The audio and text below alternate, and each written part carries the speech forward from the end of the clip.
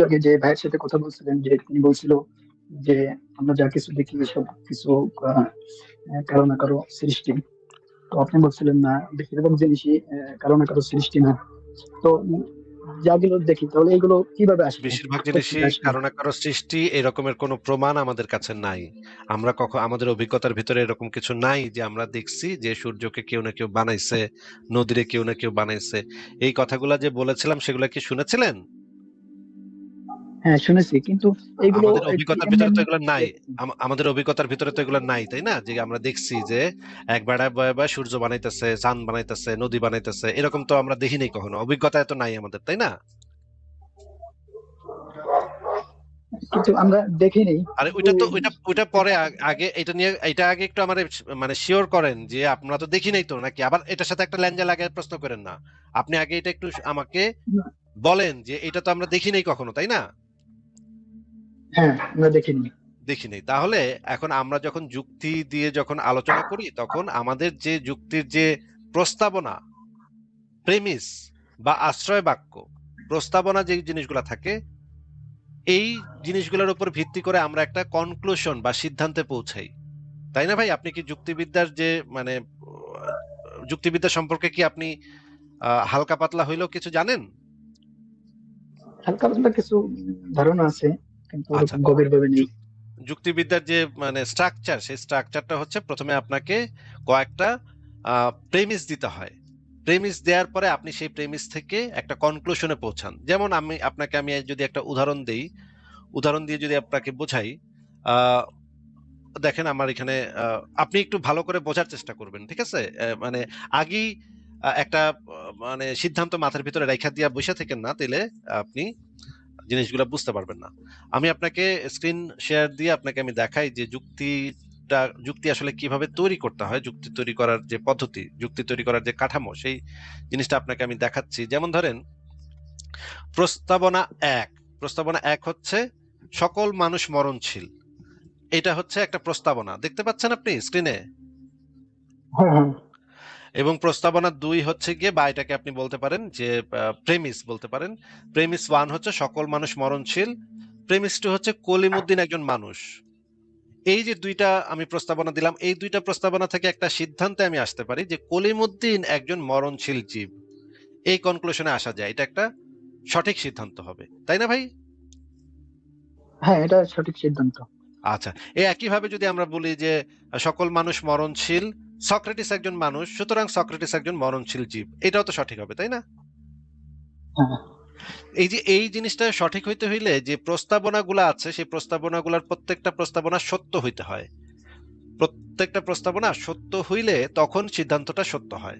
বুঝতে পেরেছেন ভাই? আপনাকে সহজভাবে বোঝাচ্ছি। আরেকটু মানে যুক্তিবিদ্যার বিষয়গুলো আরেকটু জটিল, কিন্তু আপনাকে সহজভাবে বোঝাবার জন্য আমি বলতেছি যে এই যে প্রথম প্রেমিস ওয়ান এবং প্রেমিস টু, এই দুইটা আগে সত্য হইতে হবে, এই দুইটা প্রমাণিত সত্য হইতে হবে। প্রমাণিত সত্য হইলে যে সিদ্ধান্তটা আসতেছে সেই সিদ্ধান্তটা সত্য হবে। আমার কথা কি বুঝতে পারতেছেন? হ্যাঁ, বুঝতে পারছি।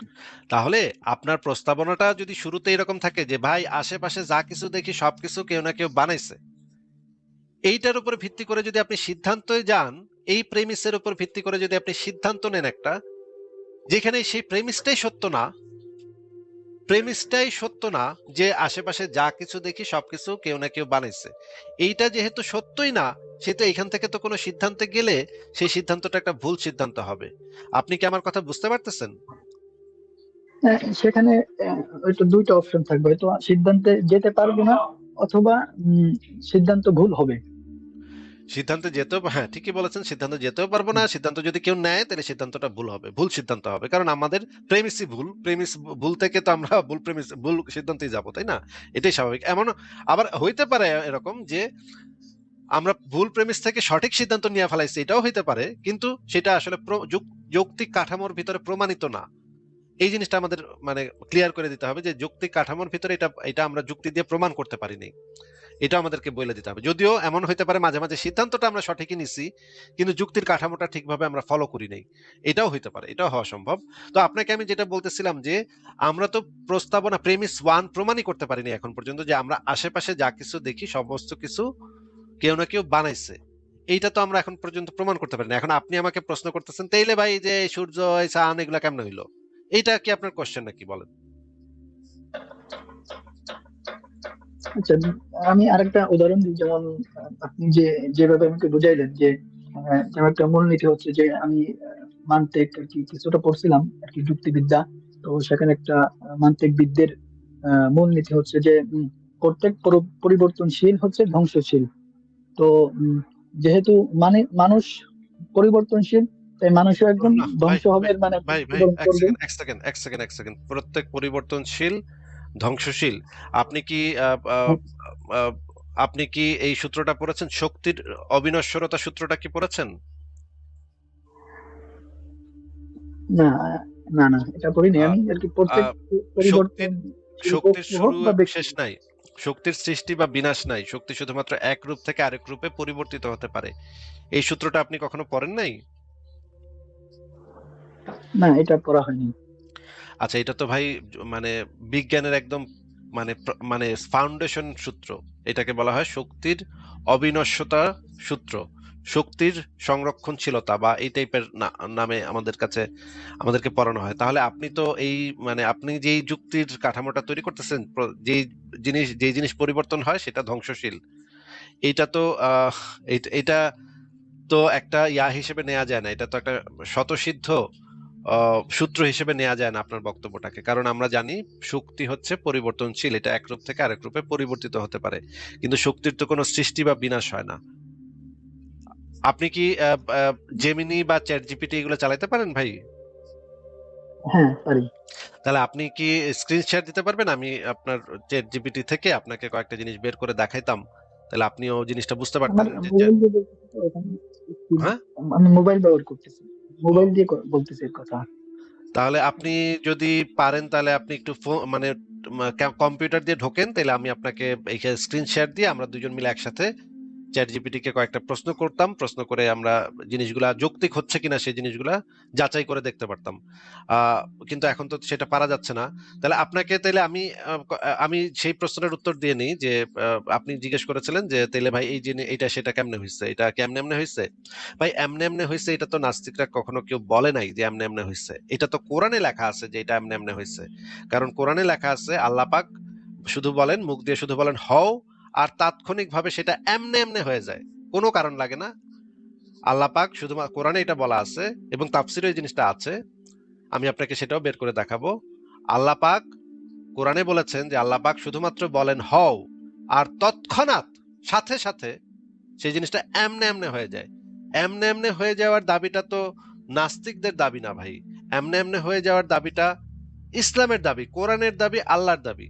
তাহলে এটা আপনি আমাকে কেন জিজ্ঞেস করতেছেন যে ভাই তাহলে এই সূর্য টুর্য এগুলো কেমনে এমনে হয়ে গেছে? না, আমরা তো কেউ কখনো বলি না এগুলো এমনে এমনে হয়ে গেছে। প্রত্যেকটা যে ঘটনাগুলো আছে সেই ঘটনাগুলো ঘটার পেছনে কিছু কারণ আছে, সেই কারণগুলো আমরা অনুসন্ধান করি যে এটা হওয়ার পেছনে কারণটা কি। যেমন ধরেন আমার খুবই জ্বর জ্বর লাগতেছে, এই জ্বর জ্বরটা কি এমনি এমনি হয়ে গেছে? না, আমরা কেউ মনে করি না এটা জ্বর জ্বরটা এমনি এমনি হয়ে গেছে। নিশ্চয়ই এই জ্বরের পেছনে কোনো একটা কারণ আছে, কোনো একটা আমরা ডাক্তারের কাছে যাই, ডাক্তারের কাছে গিয়ে আমরা টেস্ট করি, টেস্ট করে আমরা দেখি যে আমার জ্বরটা কেন হয়েছে সেটা আমরা বের করার চেষ্টা করি। সেইটার জন্য আমরা মেডিকেল সায়েন্সের সাহায্য নেই, যন্ত্রপাতির সাহায্য নেই। কিন্তু ভাই আপনারা তো আপনারা যে কোরআন বিশ্বাস করেন যারা, তারা তো আল্লাহ পাক কোরআনে সরাসরি বলেছেন যে আল্লাহ পাক হও বলে আর সবকিছু তৎক্ষণাৎ হয়ে যায়। তাহলে এই যে এমনে এমনে হয়ে যাওয়ার এই দাবিটা, এটা তো আপনাদের দাবি ভাই, এটা তো কখনো আমাদের দাবি না। আপনি কি আমার এখানে কথা বুঝতে পারতেছেন? হ্যাঁ, আমি বুঝতে পারছি। তাহলে কিন্তু আপনি আমাদেরকে কি একটু নাস্তিক দেখাতে যারা পারবেন আছে, যে কবে কোথায় আমরা বলেছি যে সবকিছু এমনে এমনে হয়ে গেছে? এরকমের কথা কোনো নাস্তিক কখনো বলছে? এটা আপনি কোথায় পাইছেন ভাই? না, আমার নাস্তিকদের উপর আপত্তি না। আপনি বললেন যে এখানে কোনো কারণ দেখান নেই যে এটা কিভাবে হয়েছে, এর না, কোনো কিভাবে কারণ নেই। হয়েছে? কিভাবে হয়েছে অবশ্যই কারণ আছে। কারণ দেখাই নেই কিন্তু আমি তো কারণ ভাই। আপনি উল্লেখ করেননি, এই কারণে আমি এই প্রশ্নটা করছি আর কি। না, কারণ কারণ আমরা যেটা বলি যে কারণগুলাকে আমরা বৈজ্ঞানিক পদ্ধতিতে বের করার চেষ্টা করি। আর যেটার কারণ আমরা জানি না সেখানে আমরা বলি যে এইটার কারণ আমরা এখন পর্যন্ত জানি না, এটা এখন বলতে পারতেছি না। আমাদের কাছে আরো তথ্য আসলে তখন আমরা যুক্তি দিয়ে চিন্তা করব, যুক্তি দিয়ে যাচাই করে দেখব, তারপর আমরা বলতে পারবো ভাই।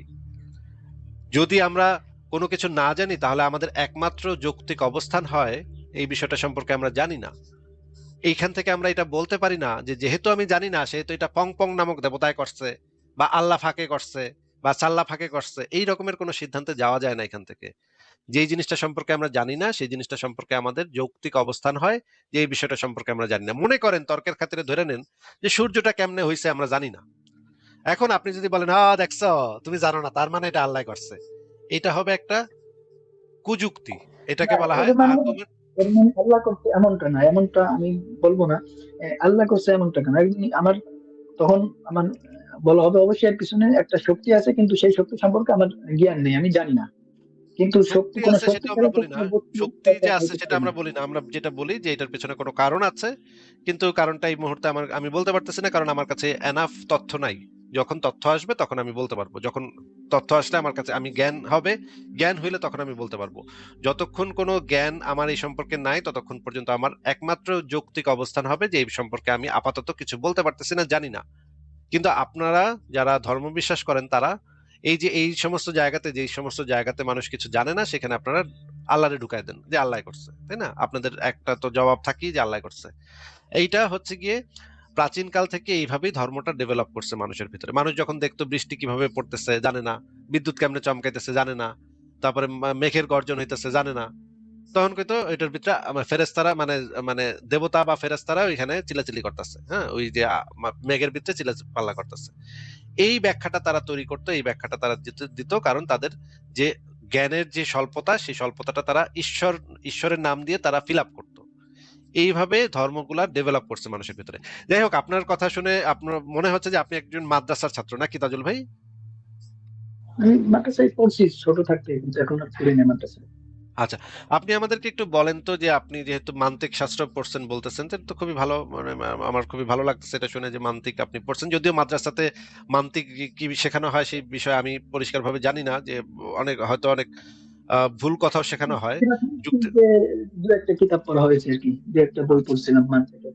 আচ্ছা, তাহলে আমি আপনাকে জিজ্ঞেস করতে চাই যে আপনারা কি আহ মানে যুক্তিবিদ্যা বা অ্যারিস্টটলের যে যুক্তিবিদ্যা বা গ্রিক ফিলোসফি বা মনে করেন যে আহ ফিলোসফি, দর্শন, হুম। এই দর্শন শাস্ত্র পড়া কি আপনার ধর্মে জায়েজ আছে নাকি জায়েজ নাই?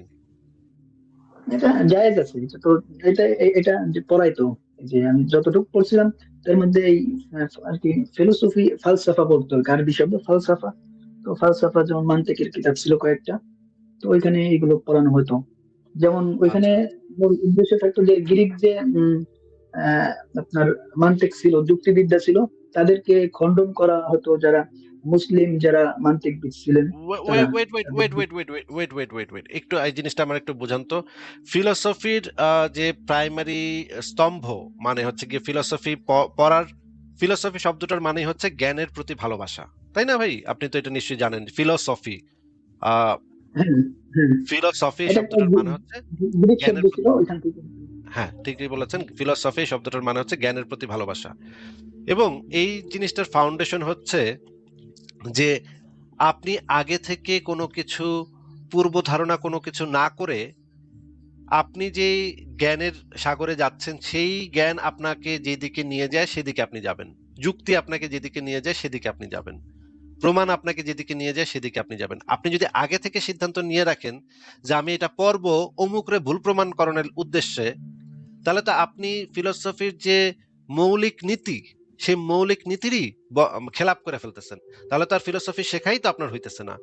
ফিলোসফি শেখার উদ্দেশ্যই হচ্ছে যে জ্ঞানের যে বিষয়টা, সত্যের যে বিষয়টা, সেটা আপনার বিপক্ষে গেলেও মনে করেন আপনি আগে থেকে যেটা চিন্তা করে রাখছিলেন একটু পরে গিয়ে যুক্তি প্রমাণ দিয়ে চিন্তা করে দেখলেন যে এটা ভুল ছিল, তখন আপনার যেটা করতে হবে যে আপনি সত্যকে স্বীকার করে নেবেন। সেটা যদি আপনার বিরুদ্ধেও যায় তাহলে আপনি সেই সত্যকে স্বীকার করে নেবেন। এইটাই হচ্ছে জ্ঞানের প্রতি ভালোবাসা, এটাই হচ্ছে সত্যের প্রতি দায়বদ্ধতা, এটাই হচ্ছে যুক্তির প্রতি আস্থা।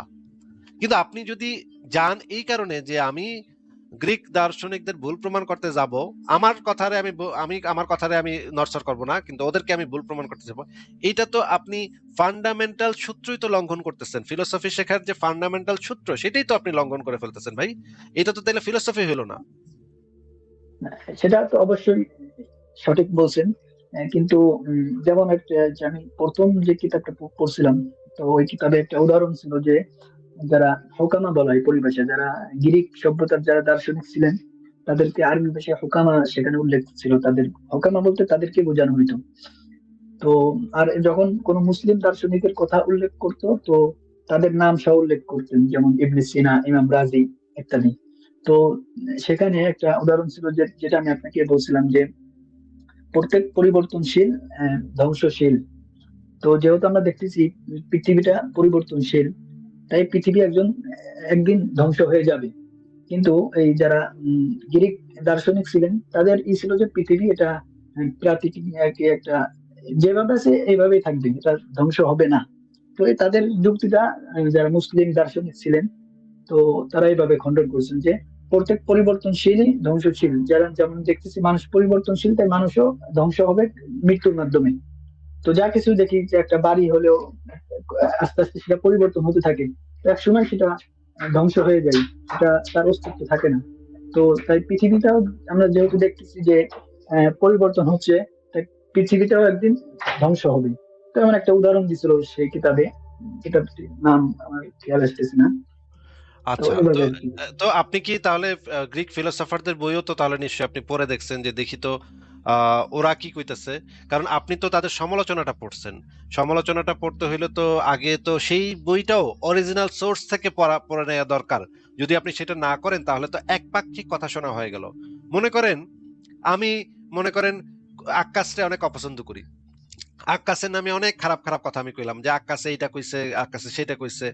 আর আক্কাস সম্পর্কে আপনি আমার কাছ থেকে শুনছেন, আপনার কি মানে নিরপেক্ষতার স্বার্থে উচিত না যে আক্কাস আসলে কি কইতাছে সেটা আক্কাসের মুখের থেকে একটু শুইনা দেখা, যে আক্কাসে আসলে কইতাছেটা কি? নাকি আমি যে আক্কাসের তো গালিগালাজ করতেছে আক্কাসরে, সেই আক্কাসের রে গালিগালাজ করতেছে আমার কথার ভেতর থেকে আপনি আক্কাসের কথা শুনতেছেন, এই জিনিসটা শোনাটা কি একটা ভালো পদ্ধতি, নাকি অরিজিনালি আক্কাসে কি কইছে সেটা আক্কাসের মুখের থেকে শোনাটাও আপনার জন্য, আপনার নিরপেক্ষতার স্বার্থে আপনার জন্য জরুরি কোনটা? আক্কাসের কাছ থেকেই শুনে তার বিরোধিতা করা, তার যদি হ্যাঁ, আমি তার তাহলে কি বিরোধিতা আপনি করতে কি আপনি যে গ্রিক ফিলোসফারদের যে সমালোচনাটা আপনার গ্রন্থতে পড়ছেন, আপনি কি কখনো যাচাই করে দেখছেন যে গ্রিক ফিলোসফার আসলে কি কইছে একটু দেখি তো? ও গোরে এত সমালোচনা আমি পড়লাম ওগোর সম্পর্কে, ওদের ওদের বই একটু ঘাইটা দেখি ওরা কি কইতাছে। এটা কি আপনি পড়ছেন ভাই? না, আমি গ্রিক অ্যারিস্টটলিস আর কি, আরবি ভাষায় তো অ্যারিস্টটলিস আর কি বলে অ্যারিস্টটলিসকে। তো এইভাবে পড়া হয়নি যে তার তার কিতাবে গ্রিক দর্শন বিদ্যা কি আসলে কি এটা আছে কিনা এখানে যেটা বলা হচ্ছে। আচ্ছা, তার মানে আপনি পড়েননি, তাহলে তো আপনি, তাহলে তো এটা কোনো নিরপেক্ষ পদ্ধতি হইল না। জ্ঞান, জ্ঞানের তো সবসময় নিরপেক্ষ হইতে হবে, আপনার তো সবসময় নিরপেক্ষভাবে যাচাই করে দেখতে হবে, যাচাই প্রক্রিয়াটাই হচ্ছে নিরপেক্ষতা। এটার একটা ফান্ডামেন্টাল রুলই হচ্ছে আপনার নিরপেক্ষ হইতে হবে ভাই। ঠিক আছে, আপনাকে আমি যে জিনিসটা আরো জিজ্ঞেস করতে চাই যে আপনাদের এই যে ইসলাম ধর্মে তো আমি যেটা জানি যে আমি আপনাকে এখন বিভিন্ন রেফারেন্স বের করে দেখাবো যে ইসলাম ধর্মে তো আসলে আহ এই যে যাচাই করা এবং ফিলসফি এই জিনিসগুলো সম্পূর্ণ হারাম করে রাখা হয়েছে। আপনি কি এটা জানেন যে ইসলাম ধর্মে যে এই যে গ্রিক ফিলসফি, যুক্তিবিদ্যা, এই জিনিসগুলা যে, হ্যাঁ, ইসলামে যেটা আছে যে ইসলামের আন্ডারে কিছু মান্তিক শাস্ত্র আছে যে কোরআন হাদিসকে সত্য ধরে নিয়া এটার উপরে কিছু যুক্তিতর্ক করা, সেটা ইসলামে জায়েজ আছে, সেটা নিয়ে চিন্তা ভাবনা করা এটা ইসলামে জায়েজ আছে। কিন্তু নিরপেক্ষ জায়গা থেকে যুক্তির চর্চা করা বা ফিলোসফির চর্চা করা, যেটা হচ্ছে ফিলোসফির ফান্ডামেন্টাল রুল, যে আপনার একমাত্র দায়বদ্ধতা থাকবে সত্যের প্রতি, জ্ঞানের প্রতি, এই জায়গা এই রকমের ফিলোসফি পাঠ করা তো ইসলামে সম্পূর্ণ হারাম, তাই না ভাই? না, এটা হারাম এটা আমার জানা নেই, হারাম আমি কোথাও দেখিনি বা পাইনি বা পড়িও নেই। আচ্ছা, তাহলে আমরা একটু দেখে নিই যে বাংলাদেশ এবং সারা পৃথিবীর সবচেয়ে প্রখ্যাত আলেমদের মুখ থেকে আমরা একটু শুনে নিই আগে যে এই জিনিসটা ইসলামে হারাম নাকি।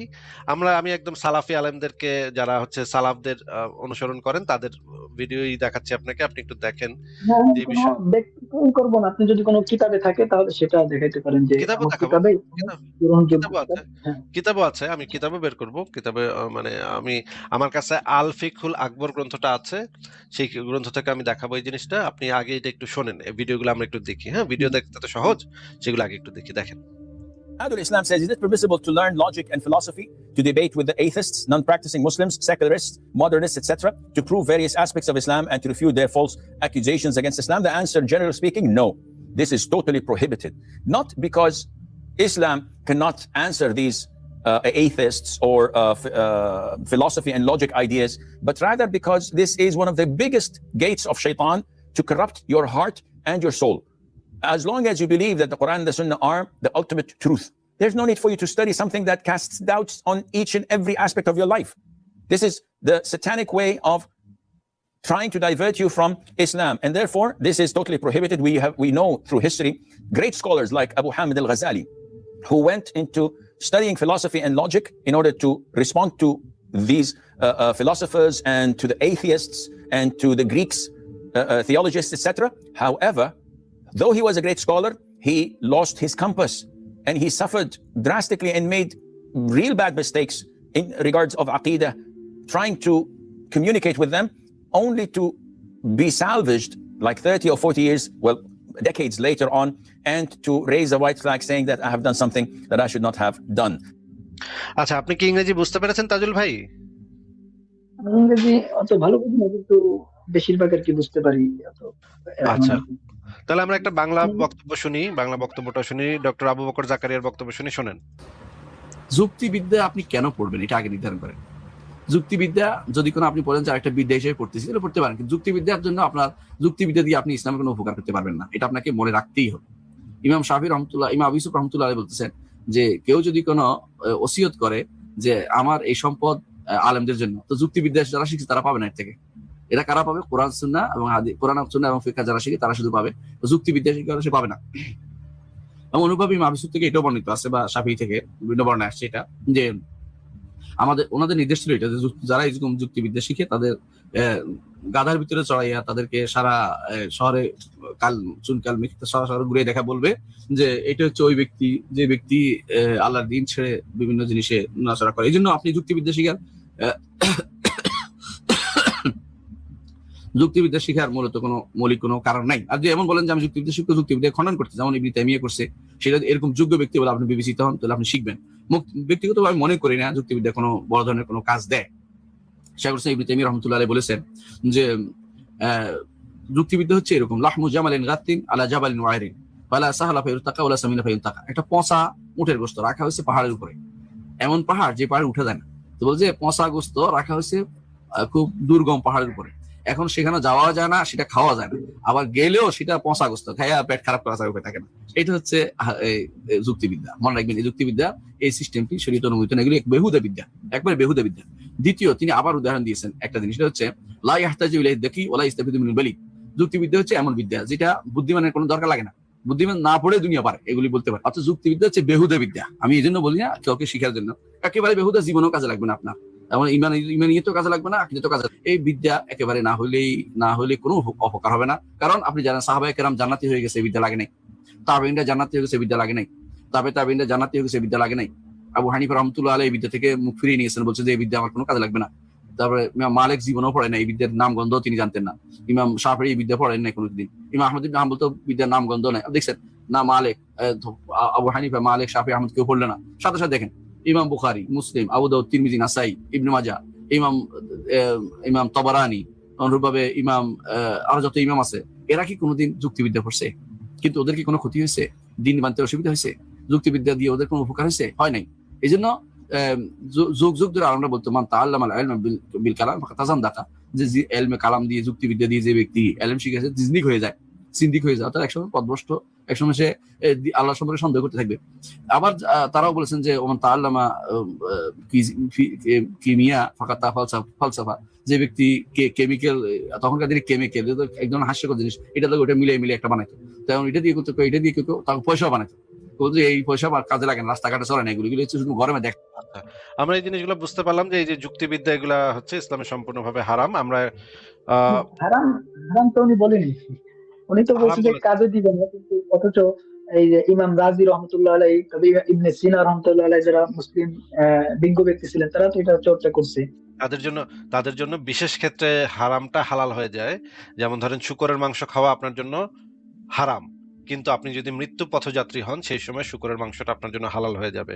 যদি আপনি খেতে না পেরে মৃত্যু পথযাত্রী, ওইটা হচ্ছে স্পেশাল কেস, হ্যাঁ, এক্সেপশনটা জেনারেল রুলিংস না।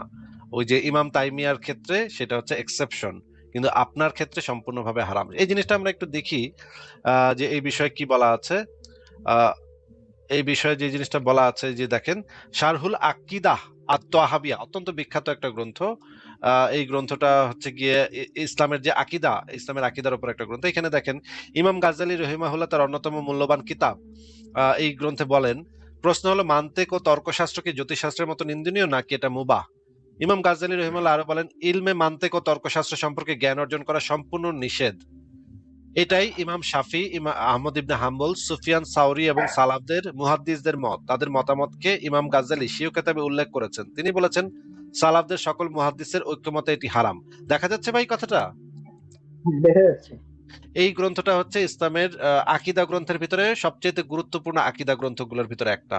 এই গ্রন্থটার নাম হচ্ছে শারহুল আকিদা আত-তাহাবিয়া। এই গ্রন্থটা আপনি আচ্ছা, পড়তে আপনি পারেন। একটু ভাই তাহলে কি চ্যাট জিপিটি একটু সার্চ দিয়ে দেখেন যে ইসলামে শাস্ত্রে কি মান্তিক বিদ্যা কি চর্চা করা হারাম নাকি হালাল, এবং এই ব্যাপারে ইসলামী যারা আলেম আছে তাদের কথা কি, তাদের মতামত কি, একটু সার্চ ভাই দিয়ে একটু। আমি আপনাকে যে গ্রন্থটা দেখাচ্ছি সেই গ্রন্থটা চ্যাট জিপিটি থেকে হাইয়েস্ট অথরিটি, ইসলামের হাইয়েস্ট অথরিটি হচ্ছে আমি যে এটা তো বইটা একটা দেখাচ্ছি। কিতাব।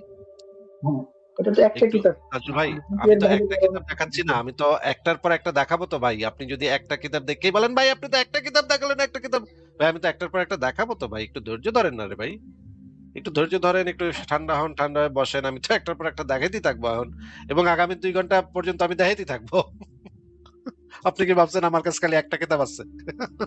আমার লাইভে এসে যদি আপনার মনে হয় যে এই আসিফ ভাইদের কাছে মাত্র একটা কিতাব ছিল, একটা দেখায় দিছে, তাহলে তো ভাই আপনি বোকার স্বর্গে বসবাস আমি করতেছেন। এটা এটা মনে করবো যে আপনার এই তর্ক শাস্ত্রের বিরুদ্ধে যেসব আলেমদের কিতাব আছে, যেসব আলেমদের কওল আছে, ওইগুলো আপনি শুধু দেখাচ্ছেন, কিন্তু এর পক্ষে যাদের কিতাব আছে, তাহলে আপনি লেখনী দেখেন, আছে, আপনি দেখেন, বক্তব্য আছে। অসুবিধা কি? অসুবিধা কথা, আপনি দেখেন সেগুলো, আপনি পক্ষে দেখান। এবং আমি যেটা দেখাচ্ছি সেটা হচ্ছে সালাফদের বক্তব্য, এবং আমি রেফারেন্স সহ দেখাচ্ছি, সরাসরি বই থেকে দেখাচ্ছি। এটা সরাসরি বইয়ের পাতা, আমি নিজে বানায় বানায় এগুলো দিচ্ছি না।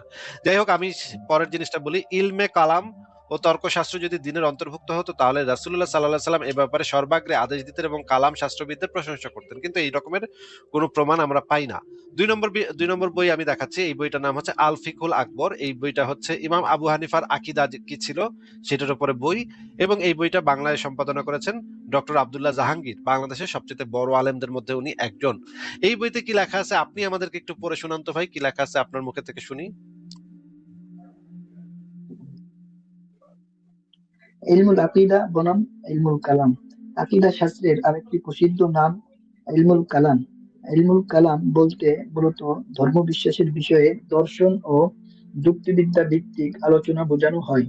আল কালাম শব্দের অর্থ কথা, বাক্য, বক্তব্য, বিতর্ক ইত্যাদি। কেউ কেউ মনে করেন যে কালামুল্লাহ বা আল্লাহর কালাম থেকে ইলমুল কালাম পরিভাষাটির উদ্ভব, কারণ ইলমুল কালামে আল্লাহর কালাম বিষয়ে আলোচনা হয়। তবে জোরালো মত হলো গ্রিক লগস শব্দ থেকে কালাম শব্দটি গৃহীত হয়েছে।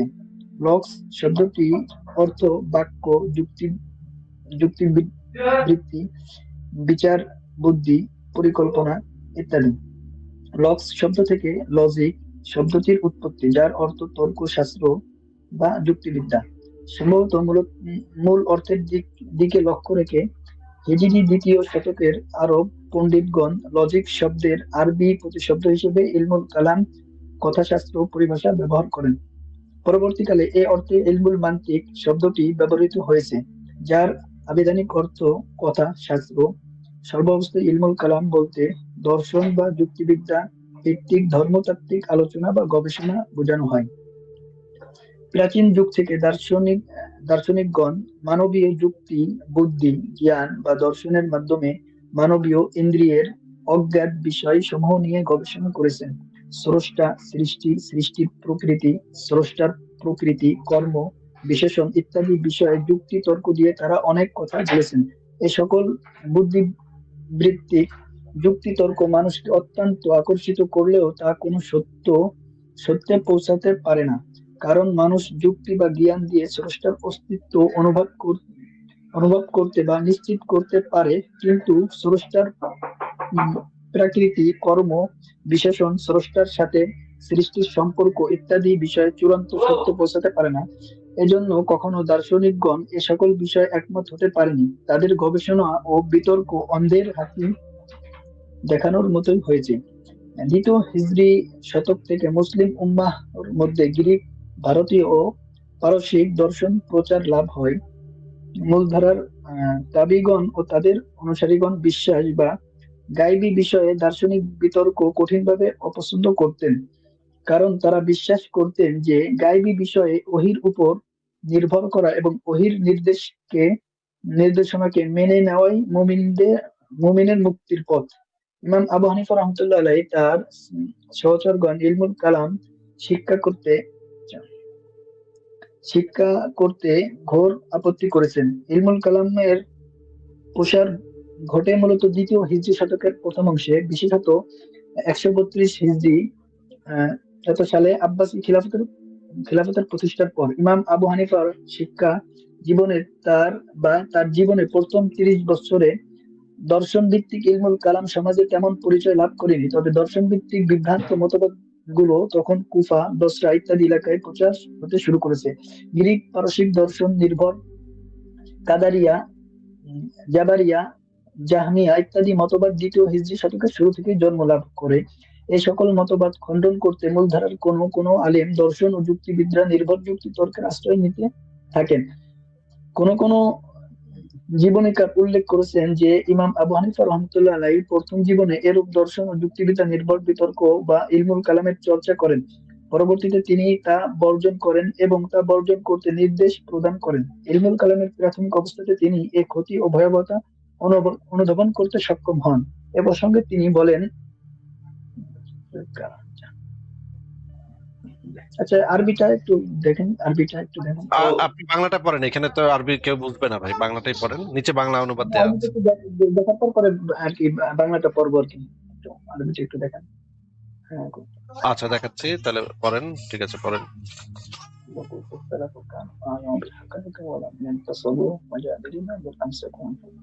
وقالوا في علم الشرع ورغبوا فيه وتعلموا وعلموا وتنازعوا عليه فتركت الكلام واشتغلت بالفقه ورأيت المشتغلين بالكلام ليس في سيماهم سيما الصالحين قاسية قلوبهم قليلة أفئدة لا يبالون بخير كذلك السنة ولو كان خيرا يستوى بالصالحين। আচ্ছা ঠিক আছে, হ্যাঁ ভাই পড়ছি। আচ্ছা, এটার অর্থটা নিচে বলা আছে, আপনি যদি বাংলাটা একটু পড়তেন তাহলে দর্শকরা বুঝতে পারতো। হ্যাঁ, বাংলাটা কালাম বা দর্শন ভিত্তিক বিতর্কে আমার পারদর্শিতা ছিল। আমার জীবনের কিছু সময় অতিক্রান্ত হওয়ার পর আমি চিন্তা করলাম যে পূর্ববর্তীগণ, সাহাবীগণ ও প্রথম যুগে তাবিগণ দ্বীন ঈমানের প্রকৃত সত্য বিষয়ে অধিক অবগত ছিলেন। তারা এই সকল বিষয়ে বিতর্কে লিপ্ত হননি, বরং ঈমান আকীদা বিষয়ে বিতর্ক তারা পরিহার করতেন। তারা শরীয়ত বা আহকাম বিষয়ে আলোচনা ও অধ্যয়নে লিপ্ত হতেন, এগুলোতে উৎসাহ দিতেন, শিক্ষা দিতেন এবং এ বিষয়ে বিতর্ক আলোচনা করতেন। এর জন্য আমি কালাম পরিত্যাগ করে ফিকাহ চর্চায় মনোনিবেশ করি। আমি দেখলাম যে কালাম বা দর্শন ভিত্তিক আকীদা চর্চায় লিপ্ত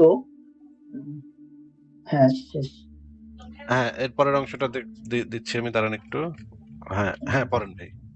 লিপ্ত মানুষগুলোর প্রকৃতি ও প্রকাশ নেককার মানুষদের মতো নয়। তাদের হৃদয়গুলো কঠিন, মন ও প্রকৃতি কর্ষক এবং তারা কুরআন সুন্নাহের বিরোধিতা করার বিষয়ে বেপরোয়া। আচ্ছা ভাই একটু উপরে একটু জানতো, ওই আরবির লাস্টের অংশটুকু একটু দেখবো। হ্যাঁ দেখেন।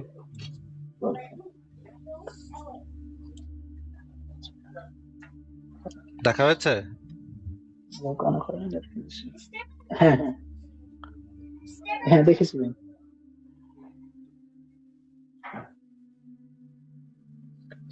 আচ্ছা, এরপর পরে নিচে চলে যাচ্ছে, তাহলে এই অংশটুকু পড়েন তাহলে।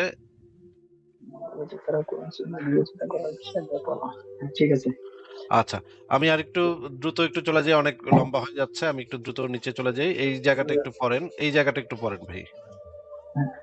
এক শুক্রবারে আবু হানিফা রাহমাতুল্লাহ আলাইহি আমার হাত ধরে মসজিদে প্রবেশ করেন। তিনি দ্বীন আকীদা বিষয়ে বিতর্ক, কালাম চর্চায় লিপ্ত একদল মানুষের নিকট দিয়ে গমন করেন এবং আমাকে বলেন, বেটা, যে ব্যক্তি এ শাস্ত্রে পারদর্শিতা অর্জন করবে সে জিন্দিক, ধর্মত্যাগী ও ধর্ম অবমানকারী বলে আখ্যায়িত হবে এবং ইসলামের পরিমণ্ডল থেকে বহির্ভূত বলে গণ্য হবে।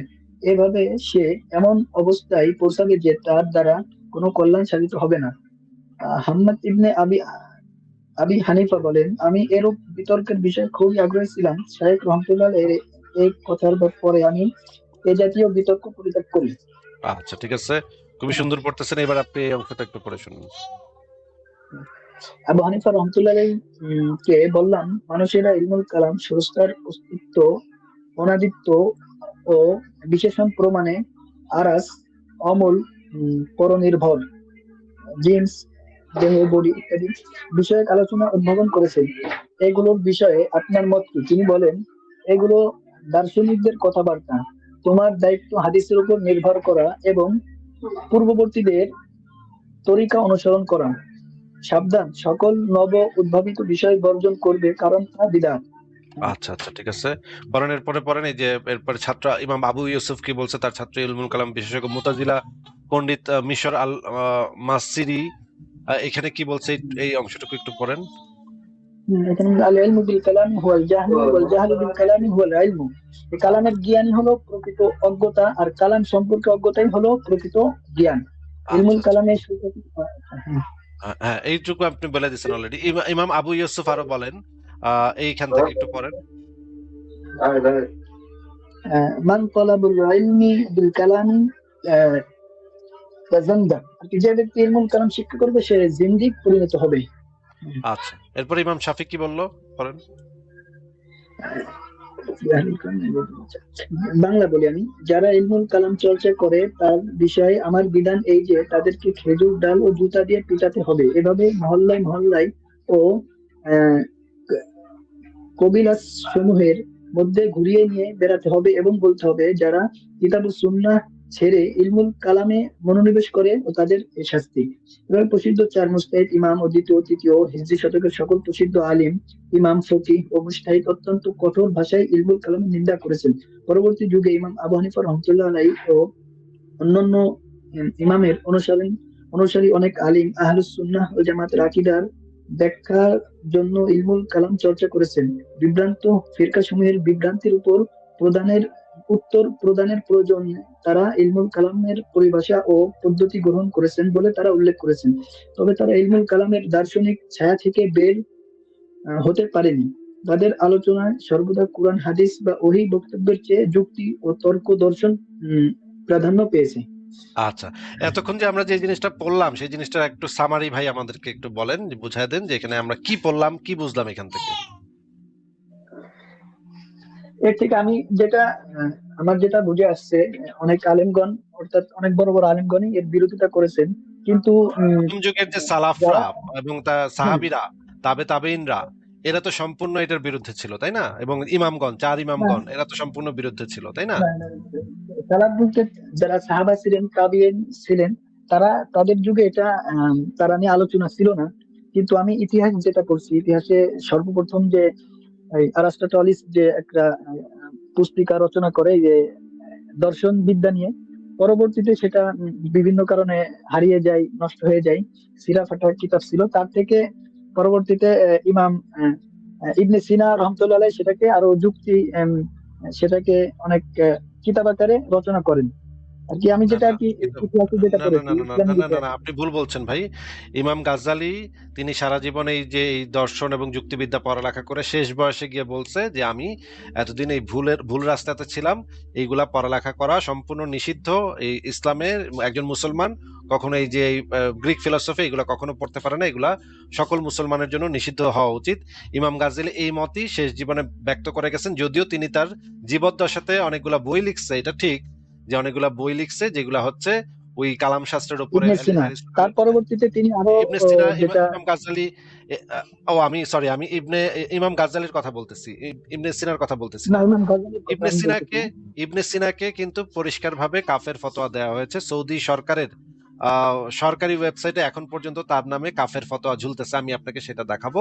এবং ইবনে সিনাকে শুধু কাফের বলেই ক্ষান্ত হয় নাই, ইবনে সিনাকে বলা হয়েছে সে হচ্ছে নাস্তিকদের সর্দার, নাস্তিকের ফ্যাক্টরি বলা হয়েছে। সে হচ্ছে নাস্তিক তৈরি করে, হ্যাঁ, ইবনে সিনার মতো মানুষেরা নাস্তিক তৈরি করে।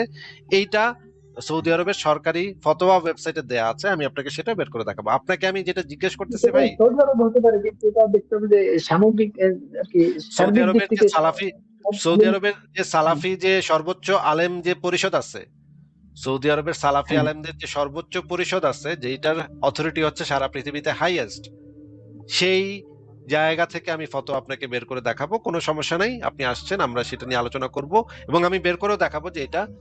এবার আমি দেখাচ্ছি সৌদি আরবের সবচাইতে বিখ্যাত ওয়েবসাইট islamqa.info, যেটার মানে সম্পাদক হচ্ছে শায়েখ সালেহ আল মুনাজ্জিদ। তিনি বর্তমান হ্যাঁ বিশ্বের ভাই, আমার সবচেয়ে এখানে একটু আপত্তি আছে। আপত্তি সেটা হচ্ছে যে আপনি যেহেতু বলছেন সালাফিদের আলেম, তো এই শিয়া সুন্নির পর যে মাযহাব তো চারটা মাযহাব, এর পরবর্তীতে যারা বাংলাদেশে যাদেরকে আহলে হাদিস বলে, অনেকে আহলে হাদিস, তারাই তো সালাফি। তো তাদের মত, তাদের না, আহলে ফতোয়া, হাদিস এমনি এবং যারা সালাফি সেম না ভাই। আহলে হাদিস এবং সালাফি সেম না, এটার ভিতরে কিছুটা পার্থক্য সেম আছে। সেম না, হ্যাঁ, তো তাদের মধ্যে কিছুটা পার্থক্য আছে, কিন্তু অধিকাংশে তারা একমত, তারা মাযহাব মানে না, তারা না, হাদিস কোরআন থেকে ভাই, যেটা বলবে ওটাই বিষয়টা বিষয়টা গ্রহণ করে। হচ্ছে যে সালাফি যদি আপনি হন, তাহলে মানে এই যে যারা হচ্ছে চার ইমাম, যে চার ইমামের মাঝহাব আপনারা ফলো করেন, সেই চার ইমামও কিন্তু সালাফি ছিল, ঠিক আছে? সুতরাং সালাফি হইলে তো চার ইমামটাও বিকা যাচ্ছে, চার ইমামেরও ইয়া হয়ে যাচ্ছে, সেখানে কোনো আসলে কোনো প্রবলেম নেই। আপনি যদি মানে সালাফি হন, তাহলে তো আপনি চার ইমামের ভিতর চার ইমামও তো আসলে সালাফি ছিল, তাই না? চার ইমামও তো না না না, সালাফদের এটা বক্তব্য এটা অনুসরণ এটা করছে। আমি মানি না, সালাফি না। কারণ এই যে বিশ্বাসের দিক থেকে, একটা তো আমলের দিক থেকে, আরেকটা হচ্ছে যে বিশ্বাসের দিক থেকে মাযহাবের ভিন্ন ভিন্ন। যেমন ইমাম আবু হানিফা রহমতুল্লাহ আলাইহি এবং ইমাম আহ, মালিক রহমতুল্লাহ আলাইহি মানতেন মাতুরিদের যে বিশ্বাস ছিল, ইমাম মাতুরিদি রহমতুল্লাহ যে আকীদা ছিল সেটাকে অনুসরণ করে। আর এবং আপনার ইমাম শাফি এবং মোহাম্মদ হাম্বলি মাযহাবে যারা আছে, তারা আশারি যে মতবাদ আছে, যে আপনার আহ, সেটা ঠিক আছে, ইমাম হ্যাঁ, সেটা ঠিক শাফি বলেছেন। রহমতুল্লাহ শুধু আশারি সেটা মতবাদ সেটা ঠিক অনুসরণ বলেছেন। করেন। সেটা ঠিক বলেছেন ভাই। হ্যাঁ কিন্তু আমি আপনাকে দেখাচ্ছি সালাফিদের যে ওয়েবসাইটটা আমি দেখাচ্ছি, এটা তো খুবই পরিষ্কার যে তারা হচ্ছে পৃথিবীতে একটা অথরিটি, ইসলামের একটা অথরিটি। আপনি তো এটা বলতে পারেন না যে তারা ইসলামের কেউ না, এটা তো আপনি বলতে চান না, তাই না? এটা তারা কেউ না এমনটা না, কিন্তু তারা কিন্তু তাদের যে বিশ্বাস আছে। আপনি হয়তো তাদের এই আকীদা সম্পর্কে হয়তো আপনার একটু ভিন্ন মত আছে, কিন্তু তারা যে ইসলামের একটা অথরিটি এবং তারা যে অত্যন্ত প্রখ্যাত স্কলার ইসলামের, এই বিষয়ে তো আপনারও কোনো সন্দেহ নেই। অথরিটি কারণ এমন এই না, তারা একটা অংশ, ইসলামের একটি অংশ, তাদের বিশ্বাসের মধ্যে আমাদের ইসলামের একটা বিশ্বাসের মধ্যে পার্থক্য গুরুত্বপূর্ণ আছে। অংশ, শুধু অংশ বললে হবে না, গুরুত্বপূর্ণ অংশ, কোর অংশ, তাই না? হ্যাঁ, এটা আপনি কোর বলতে অংশ। পারেন, অনেক বড় এই একটা যে অংশ। শায়েখ সালেহ আল মুনাজ্জিদ অনেক বড় স্কলার, সালাফিদের অত্যন্ত গুরুত্বপূর্ণ স্কলার, বর্তমান বিশ্বে সবচেয়ে গুরুত্বপূর্ণ স্কলারদের মধ্যে একজন হচ্ছে শায়েখ সালেহ আল মুনাজ্জিদ। তার যে ওয়েবসাইট, সেই ওয়েবসাইটে যে জিনিসটা লেখা আছে, রুলিং অন স্টাডিং ফিলসফি, এই ফতোয়াটা আমরা একটু পড়বো। এটার বাংলা আমি করে রাখছি, বাংলাটা আপনি একটু আমাদের এই যে দেখেন, দর্শন পাঠ বা অধ্যয়নের বিধান, এই বিষয়ে যে জিনিসটা বলা আছে, আমি একটু ইয়াটা দেখাচ্ছি। আপনি একটু পড়েন, এখানে আমি এআই দিয়ে ট্রান্সলেট করছি, আপনি একটু পড়ে শোনান তো এখানে কি লেখা। এটা তো বড় পড়া, আসলে এরকম পুরোটা পড়ারই হবে না, কিন্তু আপনি মূল যে বিষয়টা আছে ওটা আপনি একটু বলেন। মূল বিষয়টা হচ্ছে যে যে ফিলোসফি, জ্ঞানের প্রতি ভালোবাসা, এগুলা যুক্তি দিয়ে ব্যাখ্যা করার চেষ্টা করা। তবে ইসলামী দর্শন এটা হচ্ছে সরাসরি ওহী বা ঐশী বাণীটার সাথে সাংঘর্ষিক এই ধরনের দৃষ্টিভঙ্গি। সাধারণ হ্যাঁ মুসলমানের জন্য বিধান হারাম। অধিকাংশ হ্যাঁ ইসলামী আলেম মনে করেন সাধারণ মুসলমানের জন্য দর্শন চর্চা করা জায়েজ বা বৈধ নয়। এর প্রধান কারণগুলো হলো ভ্রান্তি বা বিভ্রান্তি। দর্শনে এমন অনেক বিষয় নিয়ে আলোচনা করা হয় যা যুক্তি দিয়ে বোঝা সম্ভব নয়, যার জন্য ওহী প্রয়োজন। যুক্তির সীমাবদ্ধতা, এই ইসলাম মনে করে যে মানুষের যুক্তি হচ্ছে সীমাবদ্ধ, সুতরাং এটা দিয়ে কোনো সত্য জানা যায় না, একমাত্র ওহীর জ্ঞানই সত্য জানা যায়। সময়ের অপচয়, আলেমদের মতে যে জ্ঞান পরকালের জন্য উপকারী নয়, তাতে সময় ব্যয় করা নিরর্থক। তো এখানে বিশেষজ্ঞ বা আলেমদের জন্য শর্ত সাপেক্ষ অনুমতি দেওয়া হয়। যারা ইসলামিক জ্ঞানে গভীরভাবে পারদর্শী, যেমন ইমাম তাইমিয়ার মতো ওহীর জ্ঞানপ্রাপ্ত আলেম, মানে ইসলামের বিশ্বাসটা যদি আপনার মধ্যে সুদৃঢ় হয় যে এটা আর কখনো যাবে না, তখন আপনি ফিলোসফারদেরকে ভুল প্রমাণ করার জন্য আপনি সেটা পড়তে পারেন, এই রকমের অনুমতি দেয়া আছে। কিন্তু এটা সবার জন্য প্রযোজ্য না, এটা হচ্ছে বিশেষ বিশেষ ক্ষেত্রে প্রযোজ্য। কথাটা কি বুঝতে পারতেছেন ভাই? হ্যাঁ, আমি বুঝতে পারছি। এমনি তারা যারা এই যে এমনি সতর্ক থাকার জন্য সাধারণ মুসলিমদের জন্য হারাম বলছে, তবে এটা কিন্তু হারাম সাধারণ কতই কিন্তু এমনটা না। কিন্তু কিন্তু সাধারণ মুসলিমদের জন্য যদি হারাম হয় তাহলে আপনি যাচাই করবেন কিভাবে ইসলাম ধর্মটা যে সত্য নাকি সত্য নয় সেটা যাচাই করবেন কিভাবে? না, এটা এটা যে হারাম বলছে এটা আমি এর বিরোধিতা করি, কারণ যে আপনার ভাই যে আপনার আপনার সাধারণ ফতোয়া, আপনার ফতোয়াটা তো আসলে ইসলামের কোনো ফতোয়া না। আপনার কাছে কি এরকম কোনো স্কলারের লিখিত বই আছে বা কোনো আহ ইয়া আছে, রেফারেন্স আছে? আপনার বক্তব্য তো ভাই এখানে আসলে প্রযোজ্য না। আপনি আপনার ব্যক্তিগত মত, তো আপনার ব্যক্তিগত মত, এটা তো ইসলামের কোনো মত না। আমি আপনাকে যেগুলো দেখাইলাম সেগুলো ইসলামের প্রতিষ্ঠিত কারণ এটা, রেফারেন্স থেকে আমি দেখাচ্ছি। হ্যাঁ, এই যে ইনার যে যার বক্তব্যটা আপনি দিছেন, ইনার মতে অনেক আলেমই আর কি সমর্থন করে না। আপনি অনেক ভাই বড় বড় আপনার কাছে আলেমদের কি, কথা আপনার বিরোধিতা কাছে কি হয়েছে। কোনো দলিল আছে নাকি আপনার ব্যক্তিগত মত আপনি বলতেছেন?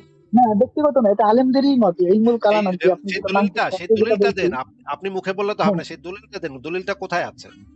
হ্যাঁ, সেই সেই দলিলটার জন্য আমি আপনাকে আর কি বলতেছি যে আপনি চ্যাট জিপিটি গিয়ে বলবেন যে এই মূল চ্যাট কালাম আর জিপিটি কি, তো এই মূল ভাই, কালাম চ্যাট বলতে জিপিটি তো, চ্যাট জিপিটি ইসলামের দলিল না ভাই। ইসলামের দলিল হচ্ছে আমি যে দলিল না। জিনিসগুলো আপনাকে দেখাচ্ছি।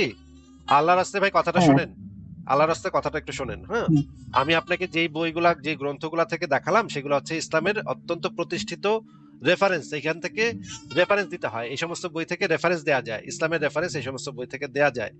আপনি বলতেছেন চ্যাট জিপিটি করতে, চ্যাট জিপিটি তো ইসলামের রেফারেন্স না ভাই। চ্যাট জিপিটিতে অনেক ভুল তথ্য আছে, অনেক সঠিক তথ্য আছে, কিন্তু ইসলামের প্রাইমারি দলিল তো হচ্ছে কি এই বইগুলা। আপনার কাছে কি এমন কোন দলিল আছে? আপনি চ্যাট জিপিটি মাইরেই আনেন সেই দলিল, অসুবিধা তো নেই, আপনি মাইরে আনেন, আপনি সেই দলিলগুলা আমি দেখান, এটা যে আমি ইসলামী প্রাইমারি সোর্সের দলিলগুলা দেখান। আমি আমি যখন এই মান্তিক কিতাব পড়েছিলাম তখন এই শুরুতে ভূমিকায় আর কি বিভিন্ন মান্তিকবিদ যারা আলেম ইসলামী দার্শনিক আছে তাদের বক্তব্য সেখানে উল্লেখ থাকে যে ইলমুল কালামের আপনার ব্যাপারে কাছে কি আমার ভাই আলেম কি কোনো বলছে। দলিল আছে? আপনার কাছে কি কোনো গ্রন্থ আছে, কোনো আকীদা গ্রন্থ বা কোনো হাদিস বা কোনো কোরআনের আয়াত বা কোরআনের আয়াতের তাফসীর যেখানে বলা হচ্ছে যে তোমরা নিরপেক্ষভাবে অনুসন্ধান করে দেখো, যদি ইসলাম সত্য হয়, যুক্তি দিয়ে যদি সত্য প্রমাণ করতে পারো তাহলে সত্য, আর যদি যুক্তি দিয়ে মনে করো সত্য না তাহলে সত্য না, তাহলে মাইনো না। ভাই ইসলামে মুরতাদের শাস্তি কি একটু কন্ত ভাই? মুরতাদের শাস্তি ইসলামে তাকে হত্যা করা। তাহলে ইসলাম যদি স্বাধীনভাবে মানুষকে চিন্তা করতে, যুক্তি ব্যবহার করতে দিত, তাহলে এই শাস্তির বিধান তো থাকতো না, যে মুরতাদের শাস্তি হত্যা করা। আপনি মুরতাদের শাস্তি যদি থাকে হত্যা, তাহলে তো স্বাধীন বিচার বিবেচনা, স্বাধীন বিশ্লেষণ, স্বাধীন যাচাই প্রক্রিয়া সেটার ভিতরেই যাইতে পারবেন। আচ্ছা আপনি বলেন তো, যে ইসলামে অন্য ধর্মের গ্রন্থ পড়া এটা কি জায়েজ নাকি না জায়েজ?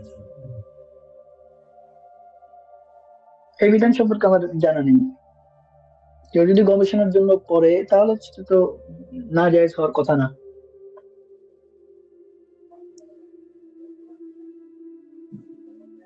আচ্ছা আমি একটু দেখাচ্ছি যে ইসলামে অন্য ধর্মগ্রন্থ পড়া জায়েজ নাকি না জায়েজ, সেটা আমি একটু দেখাচ্ছি। এটা তো অন্য বিষয়, কিন্তু আপনি ওই যে ওই বিষয়টা একটু দেখেন, ইলমুল কালাম বিষয়ে এই একটু সব সার্চ দিয়ে দেখেন।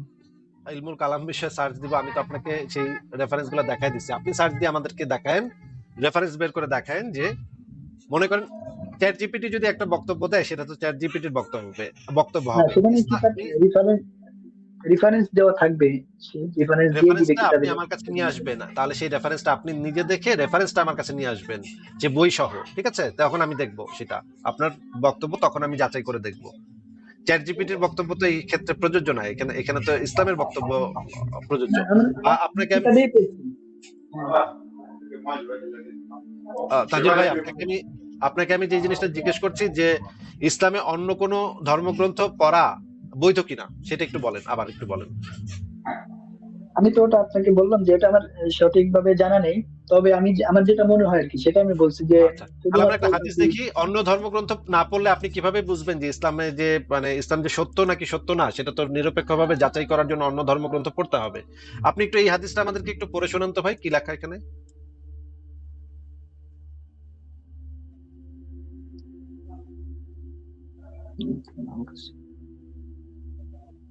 তাজুল ভাই এই হাদিসটা একটু পড়ে শোনান আমাদেরকে। একদা ওমর রাদিয়াল্লাহু তাআলা আনহু তাওরাতের কয়েকটি পাতা নিয়ে পড়ছিলেন। তা দেখে নবী করিম সাল্লাল্লাহু আলাইহি সাল্লাম রাগান্বিত হয়ে বললেন, সেই সত্তার শপথ যার হাতে মুহাম্মাদের প্রাণ, যদি তুমি মুসা জীবিত হয়ে এসে যান আর তোমরা আমাকে ছেড়ে তার অনুসারী হয়ে যাও এবং আমাকে বর্জন করো, তাহলে অবশ্যই তোমরা পথভ্রষ্ট হয়ে যাবে। হ্যাঁ, আচ্ছা, তার মানে অন্য ধর্মগ্রন্থ পড়াটা তো এখানে বোঝাই যাচ্ছে যে অন্য ধর্মগ্রন্থ পড়াটা ইসলামে হারাম নাকি? না, এটা হারাম, এটা না হারাম যদি অবশ্যই হতো তাহলে ভাই, জাকির হারাম নায়েক এটা না, তো আপনি কিভাবে বিভিন্ন বলতেছেন? ধরনের এই হাদিসটা একটু পড়েন ভাই, এই হাদিসটা একটু পড়েন, তাহলে ও মোহাম্মদ কেন এই এই যে অন্য ধর্মগ্রন্থের পাতা পড়তেছে ওমর, এটা দেখে কেন খেপে যাবে? এখানে দুইটা বিষয় হতে পারে। একটা বিষয় হচ্ছে যে সে যদি এমনি সওয়াবের সেই উদ্দেশ্যে জিনিসটা পড়ে। সেই জিনিসটা আপনি আপনি যে দুইটা জিনিস বলবেন সেটা একটু রেফারেন্স সহ আমাদেরকে দেখায়েন। আপনার কাছে কি কোনো রেফারেন্স আছে নাকি সবকিছু আপনার নিজস্ব ব্যক্তিগত মতামত? আমি ধারণার ভিত্তিতে এটা ধারণার বলছি। ভিত্তিতে ভাই, ইসলাম তো আপনার ধারণার ভিত্তিতে চলবে না ভাই। আমি আপনাকে সেই যে এই হাদিসগুলো দেখাবো, এই হাদিসের ব্যাখ্যাও দেখাবো, সেখানে কি লেখা আছে সেটাও দেখাবো। একটু পড়েন, এই হাদিসটা একটু পড়েন তো ভাই, কি লেখা? আচ্ছা, আচ্ছা, আচ্ছা, আমি কি শুভ্র ও নির্মল শরীয়ত নিয়ে আগমন করিনি? যদি আমার ভাই মুসা জীবিত থাকতেন তাহলে আমার অনুসরণ ছাড়া আচ্ছা, ঠিক আমার আছে, ঠিক আছে, ঠিক আছে, ঠিক আছে। এই যে সরাসরি বই থেকেও দেখি যে তাওরাত পড়তেছিল, মোহাম্মদ খেপে গেছিল এটা দেখে, যে এবং ধমক দিছিল। এই জিনিসটা দেখার পরে মোহাম্মদ খুবই ধমক দিছিল। এই হাদিসের ব্যাখ্যাতেও বলা আছে যে এই হাদিস রাসূলুল্লাহ ইহুদি নাসারাদের ব্যাপারে দ্বিধাগ্রস্ত হতে নিষেধ করেছেন। আল্লাহর কিতাবকে পশ্চাতে নিক্ষেপ করে প্রবৃত্তি ও তাদের ধর্ম যাজক পুরোহিতের অনুসরণ করেছেন, ইত্যাদি ইত্যাদি। এইবার আমরা একটু বিন বাজের ফতোয়া দেখি, যে বিন বাজ হচ্ছে সারা পৃথিবীর সবচেয়ে বড় ইসলামের স্কলার। তার যে এই বিষয়ে ফতোয়া, সেই ফতোয়া এখানে পুরা ফতোয়াটা দেয়া আছে আরবিতে, এবং বাংলাতে যদি সেই জিনিসটা আমরা করি, সেখানে যে জিনিসটা বলা আছে। তিনি সালাফিদের আলেম, তিনি সালাফিদের হ্যাঁ, স্কলার, হ্যাঁ, সালাফিদের স্কলার। সালাফিদের স্কলার, ঠিকই বলেছেন। সবচেয়ে হাইয়েস্ট অথরিটি ইসলামের, গত শতকের সবচেয়ে হাইয়েস্ট অথরিটি ইসলামের তিনি হচ্ছেন বিন বাজ, সবচেয়ে বড় আলেম। বিন বাজের মতো আলেম গত শতাব্দীতে আর সারা পৃথিবীতে এরকমের আলেম খুব কম আছে। বিন বাজ এবং হচ্ছে শায়েখ সালেহ আল উসাইমিন এবং নাসিরউদ্দিন আলবানী, এই তিনজন হচ্ছে গত শতাব্দীর সবচেয়ে বড় তিনজন আলেম। এবার আপনি একটু এই বিন বাজের ফতোয়াটা একটু পড়ে শোনান তো, এখানে কি লেখা?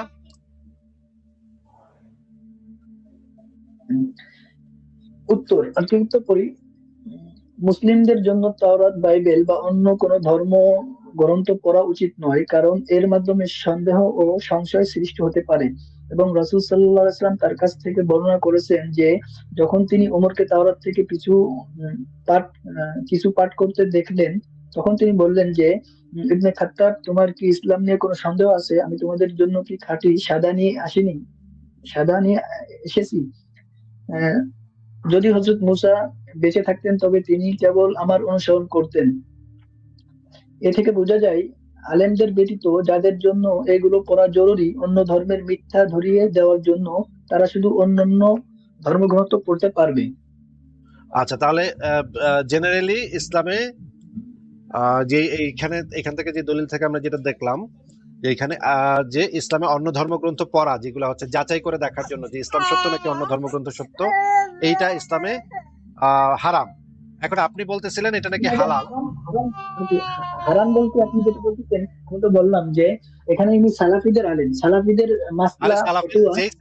যেইটারই আলেম হোক, আপনার কাছে কি কোনো দলিল আছে যে অন্য ধর্মগ্রন্থগুলা পড়ে, কোরআন পড়ে সবকিছু নিরপেক্ষভাবে যাচাই করে তারপরে সিদ্ধান্ত নেয়া, এই রকমের যে মানে দাবি আপনি করতেছেন, সেই দাবির সপক্ষে আপনি একটা দলিল দেন ভাই এবার।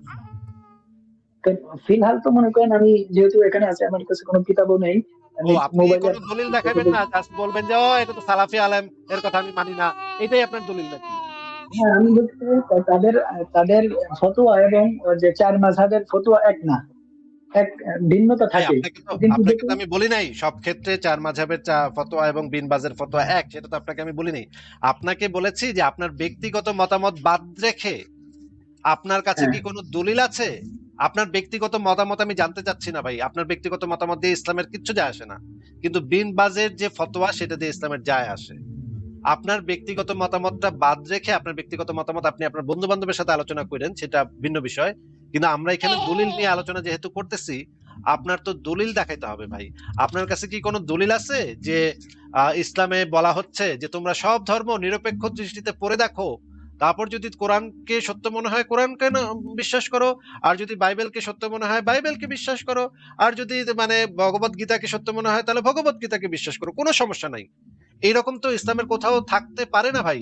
কারণ হচ্ছে ইসলামে তো মুরতাদের শাস্তি স্পষ্টভাবে বর্ণনা করা আছে। একজন যদি মুসলমান পরিবারে জন্মগ্রহণ করার পরে সে যদি মনে করে যে সব ধর্মই মিথ্যা, তাহলে তো তাকে মেরে ফেলার বিধান আছে ইসলামী শরীয়তে।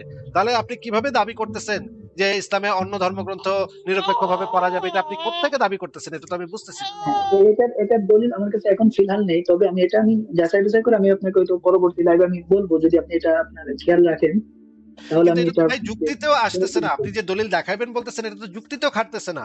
কারণ ইসলামে তো বলা হচ্ছে যে মুরতাদের শাস্তি মৃত্যুদণ্ড। এটা তো যুক্তিতে খাটে না। যদি এটাই হইতো যে ইসলাম যদি এই স্বাধীনতা দিত মানুষকে যে তোমরা অনেকগুলা ধর্মগ্রন্থ পড়ে দেখো, তারপর যদি তোমাদের যে ধর্ম ভালো লাগে সেই ধর্ম, যে ধর্ম যুক্তিসঙ্গত মনে হয় সেই ধর্ম তোমরা পালন করো, এই রকমের কনসেপ্টই তো ইসলামে নাই। ইসলামে তো বলা হচ্ছে যে কেউ যদি ইসলাম ধর্ম ত্যাগ করে তাহলে তাকে মেরে ফেলতে হবে। তাহলে আপনি সেটা কিভাবে বাইর করবেন? এই রকমের দলিল আপনি কিভাবে বাইর করবেন যেটা ফান্ডামেন্টালি ইসলামের সাথে কন্ট্রাডিক্ট করতেছে?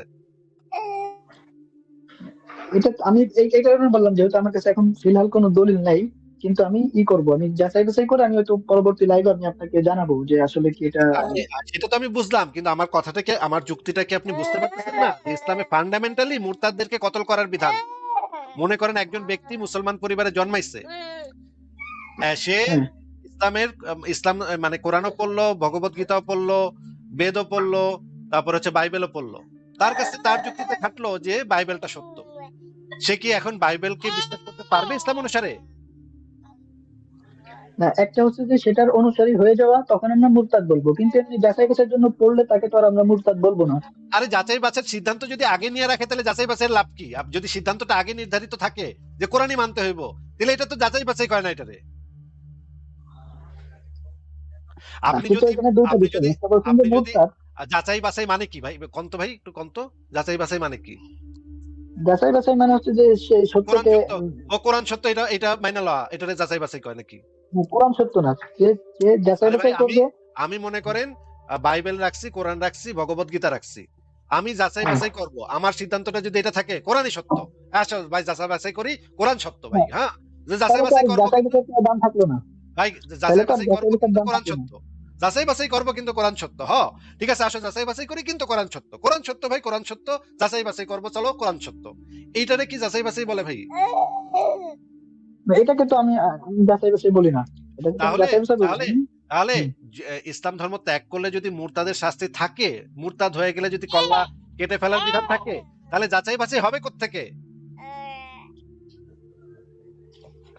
আপনাকে যদি আগে থেকে বলে দেওয়া হয় তুমি তুমি যাচাই বাছাই করো, ঠিক আছে, কিন্তু তুমি যদি ইসলাম ত্যাগ করো তাহলে তোমারে জবাই করা হবে, এখন যাচাই বাছাই করো। এটা যদি থাকে বিধানে, তাহলে তো আপনার উপরে একটা থ্রেট আছে না, যে আপনি যদি যাচাই করে বাইবেলরে সত্য মনে হয় তখন আপনার কল্লা কাটা যাবে। আপনি কি আমার পয়েন্টটা কি বুঝতে পারতেছেন না ভাই তাজুল ভাই? আমি হ্যাঁ, মানে আমি বুঝতে অবাক পারছি। হচ্ছি যে এটা আমি এত সহজ করে বোঝাবার পরেও আপনি কেন বুঝতে পারতেছেন এই জিনিসটা আমি বুঝতেছি না। যে আমার আমি ঘাড়ের আমি উপরে যদি চাপাতি, আচ্ছা আপনার ঘাড়ের উপরে চাপাতি রেখে আমি বললাম যে ভাই কোন তো ভাই আমি সবচেয়ে ভালো মানুষ না, আসিফ মহিউদ্দিন সবচেয়ে ভালো মানুষ না, আপনি কি কইবেন তখন?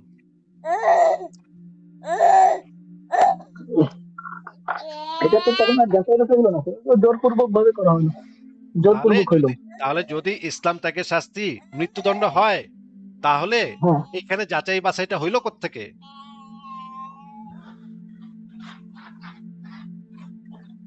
না, মুরতাদ মুরতাদ বলতে এখন এখানে মৃত্যুদণ্ড যে আবার কারণটা মুরতাদের আপনি সংজ্ঞা বলতে। নিয়ে পেঁচায়েন না ভাই, মুরতাদের সংজ্ঞা নিয়ে পেঁচায়েন না। হ্যাঁ, ওইটাও আমি প্রমাণ করতে আমি পারবো যে বিধানের কথাই ইসলামে বলছি মুরতাদের যে শাস্তি, ভাই এটাও আমি প্রমাণ করে দিব আপনাকে, ইসলামে মুরতাদের শাস্তি শুধুমাত্র ইসলাম ত্যাগ করেছে এইটুক বললেই তাকে মানে শরীয়তি আদালতে তাকে মৃত্যুদণ্ড দেয়া, তার কল্লা এক কোপে কেটে ফেলা, এইটা ইসলামের বিধান, এটাও আমি আপনাকে প্রমাণ করতে পারবো। কিন্তু এখন ওই তেনা পেঁচায়েন না, আপনি অন্তত আপাতত শুধু এটুকু বলেন, যদি মুরতাদের শাস্তি যদি মৃত্যুদণ্ড হয় তাহলে তো যাচাই বাছাই প্রক্রিয়াটা তো হইলো না, তাহলে তো একটা থ্রেট থাকলো।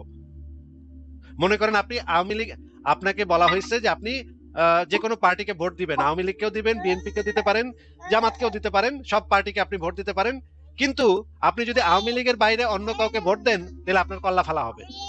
এটা যদি বলা হয়, তারপর যদি আপনাকে একটা নির্বাচন করা হয় যে জনগণ যদি আওয়ামী লীগের বাইরে ভোট দেয় তাহলে জবাই করে ফেলাবো, তাহলে এইটাকে কি আমরা কোনো নির্বাচন বলতে পারি?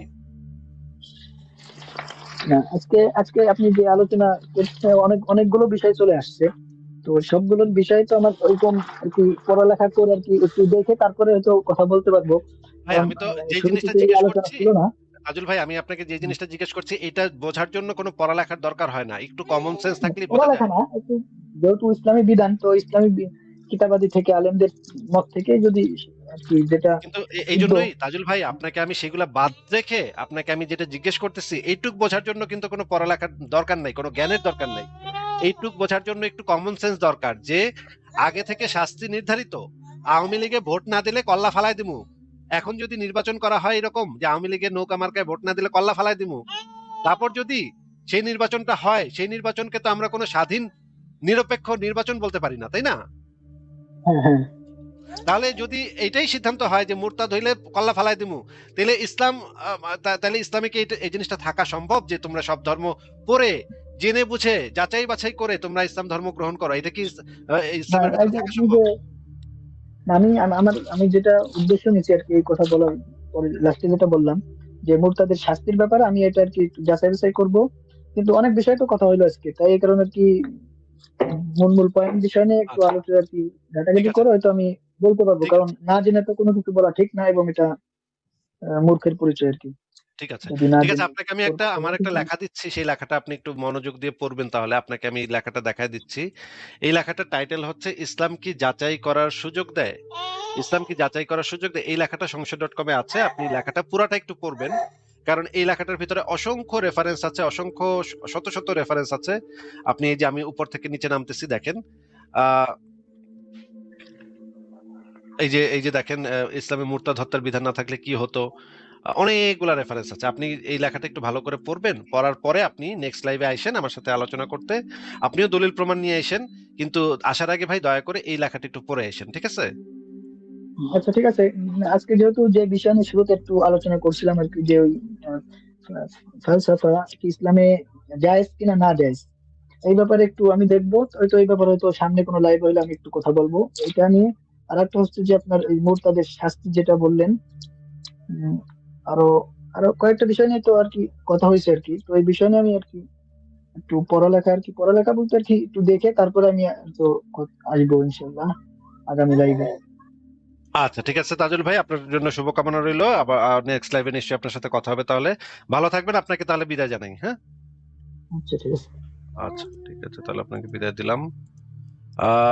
দেখলেন দর্শকরা যে মানে উনি ভদ্রলোক, ভদ্রভাবে কথা বলছে, কিন্তু উনি এই জিনিসটা উনি কোনো রেফারেন্স দেখাচ্ছে না, কিন্তু আহ, আমি যে রেফারেন্স গুলো দেখাচ্ছি উনি মানে এক কথায় বলতেছে এরা তো সালাফি, এদেরকে মানি না। মানেন কি মানেন না এটা তো আপনার ব্যাপার। আচ্ছা আমি একটা জিনিস দেখাই, একটা ভিডিও, একটু শর্ট ভিডিও দেখাই, দেখেন এই ভিডিওটা একটু আপনারা, ইম্পর্টেন্ট একটা ভিডিও এটা। আচ্ছা আমার ছেলেটা খুবই চিৎকার করতেছে, এখন কিছু করার নাই। এই ভিডিওটা আমরা একটু দেখি, শোনেন। لم يتركوا الردة، لو تركوا الردة ما كان هناك إسلام، كان انتهى الإسلام منذ وفاة الرسول عليه الصلاة والسلام. فالوقوف أمام الردة هو الذي أبقى الإسلام. وفي آية المائدة إنما جزاء الذين يحاربون الله ورسوله ويسعون في الأرض أن يقتلوا أو يصلبوا، جاء عن أبي قلابة وغيره من التابعين إن هذه جاءت في المرتدين، وجاءت أحاديث كثيرة، مش حديث واحد ولا اثنين ولا ثلاثة، أحاديث كثيرة عن عدد من الصحابة يعني في أن يقتل المرتد. حديث ابن عباس من بدل دينه فاقتلوه، حديث ابن مسعود لا يحل امرئ إلا بإحدى ثلاث، الثيب الزاني والنفس بالنفس، النفس بالنفس، والتارك لدينه المفارق للجماعة. وحديث أبي موسى الأشعري ومعاذ ابن جبل وأبي هريرة وعدد من الصحابة في مسألة শুনলেন আপনারা এই যে মানে আলেম বললো যে এই মুরতাদের বিধানটা যদি ইসলামে না থাকতো তাহলে ইসলাম ধর্মের কোনো অস্তিত্বই থাকতো না, সারা পৃথিবীতে ইসলাম বইলা কিছু টিকতোই না। হ্যাঁ, মানে মানুষ দলে দলে ইসলাম ত্যাগ করতো, যদি এই ভীতিটা না থাকতো তাহলে একদম সরাসরি স্বীকার করে ফেলতেছে। উনি কিন্তু আল আজহার বিশ্ববিদ্যালয়ের অত্যন্ত গুরুত্বপূর্ণ একজন আলেম, আমার যতদূর মনে আছে ওনার সম্পর্কে, উনি হ্যাঁ, এটা মিশরের আজহার বিশ্ববিদ্যালয়ের একজন গুরুত্বপূর্ণ আলেম। উনি বলতেছে যে এই মুরতাদের বিধানটা না থাকলে ইসলামে খালি হয়ে যেত, মানে একেবারে কেউ আর এগুলো থাকতো না। আমরা আরো অনেক ভিডিও আছে এটার ভিতরে, অনেক মানে রেফারেন্স আছে এটার ভিতরে, আপনারা যদি পড়েন তাহলে আপনারা এই জিনিসগুলা আরো অনেকগুলা রেফারেন্স পাবেন এই লেখাটার ভিতরে। আপনারা দয়া করে এই লেখাটা একটু পড়ে নেন। যারা এখনো পড়েন নাই বা যারা আগে পড়েছেন তারা আবারও পড়তে পারেন, এটার ভিতরে অনেক নতুন জিনিস অ্যাড হয়েছে। বাবা থামো এবার, তুমি থামো এবার, থামো।